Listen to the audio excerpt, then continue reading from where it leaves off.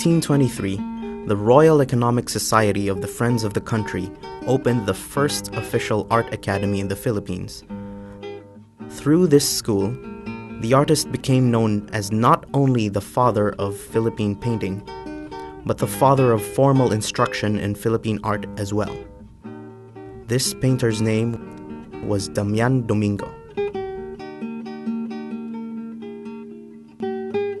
Such was Damian Domingo's renown as an artist that the Royal Economic Society invited him to be the first director of their academia. His skills as a portraitist were sought after by government officials and other prominent members of society. Religious orders commissioned him to paint their patron saints and founders. We know Damian from a handful of surviving artworks and an 1894 biographical article in La Ilustración Filipina. However, with a lack of primary sources, many assumptions about Damian Domingo's life and family history had to be based on lore and conjecture. For years, the only image we had of Domingo's face was that painted by his son, Jose Domingo Gabor, copied from the artist's original self-portrait miniature. The copy was preserved because it stayed with the Ongpín and Domingo families from the time it was made. In the 19th century, it never went, it was not sold or never went to anybody else. The miniature ivory portrait was known to exist, but it was missing, so it became the stuff of legend. In Jose's portrait, Domingo's features seemed to suggest Caucasian heritage. Later portraits, such as those purportedly drawn by Jose Rizal and by the painter's grandson Francisco Domingo, made him look even more Spanish. Based on these portraits and sketchy information, Damian Domingo was widely believed to be a Spanish mestizo or even a full-blooded Spaniard. These assumptions were turned on their head when Domingo was discovered to be a Chinese mestizo. I discovered his last will and testament in the National Archives 18 years ago. He says there in his last will that I am mestizo, native of Tondo. At that time, when you say mestizo, you don't mean Spanish mestizo, you mean Chinese mestizo, without qualification. When also the ivory portrait, self-portrait miniature surfaced, actually in that portrait, you can see that Damian Domingo's features are more Chinese. I think his son Hispanicized it a bit because you can see the difference in the two. It makes such a big difference to find out that Damian Domingo is a sangle. You know, it puts everything in a different perspective. We think of him as very much part of that community, and his drive to have the school up, to be an active part of his little military band, you know, in Binondo. All of that becomes more real when we see what community he comes from. Damian Domingo was born in 1796 in Tondo, at that time a teeming business district.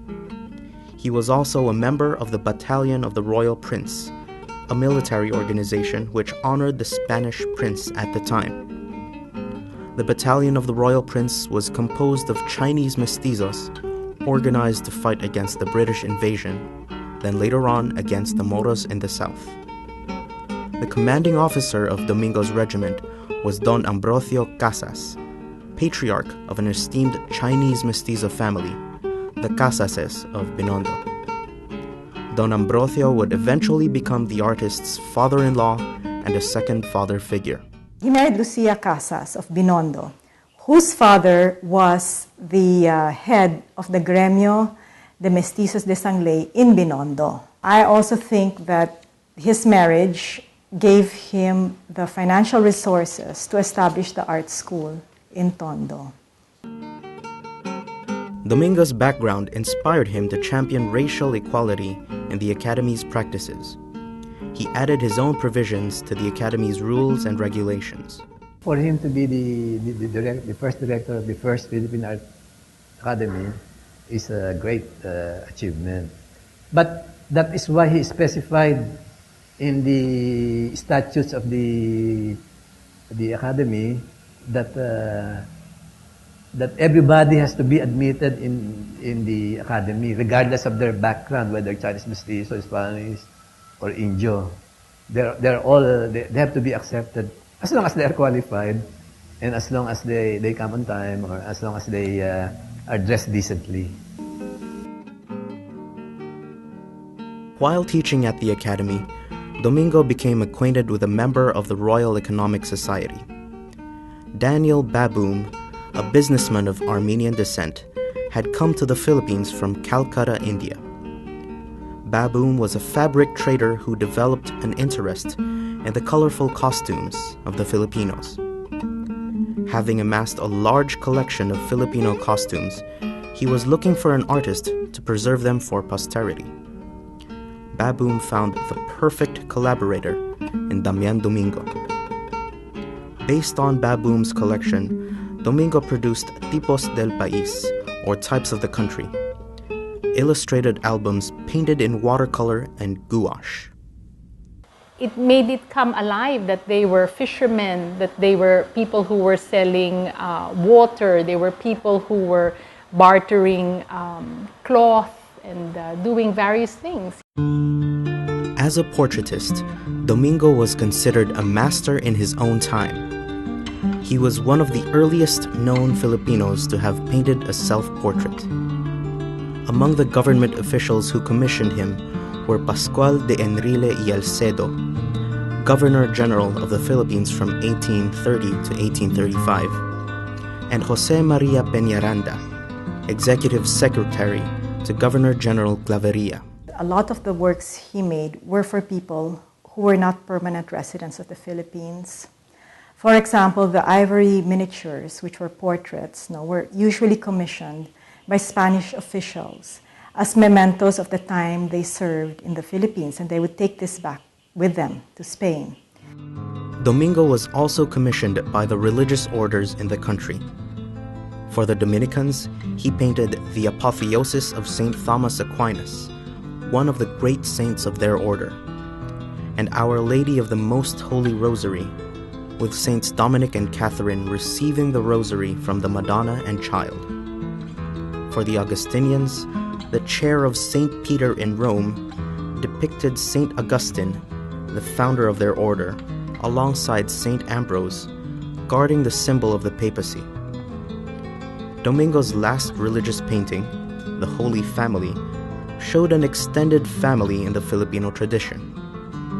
Along with Jesus' earthly parents, Mary and Joseph, the artist included Mary's parents, Saints Joachim and Anna, as well as God the Father and the Holy Spirit.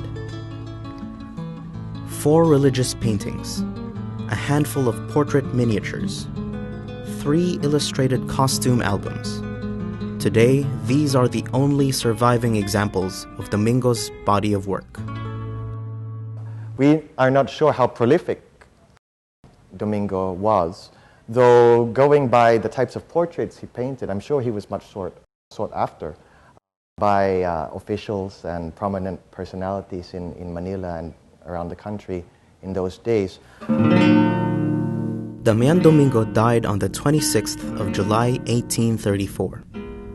He was survived by his wife, Lucia Casas, and 8 of their children. 2 of them, Severo Domingo and Jose Domingo Gabor, would go on to be painters themselves. As an artist, Damian Domingo also established I think a very high standard and brought that early 19th century style and aesthetic to Philippine arts. He was a brilliant miniaturist, as can be seen by his surviving works. Really exquisite detail, brilliant colors. Perhaps many of his successors, those who studied under him and who were inspired by him, really sought to emulate the quality of his work. Domingo was an era-defining artist, a pioneering art educator, and an advocate of human rights. He not only rendered life from a century past, but recast it in revolutionary light. In his art, the mestizo and indio stand side by side, the banquero no less dignified than the principal del pueblo, the ollera no less radiant than the mestiza in her vestida de gala.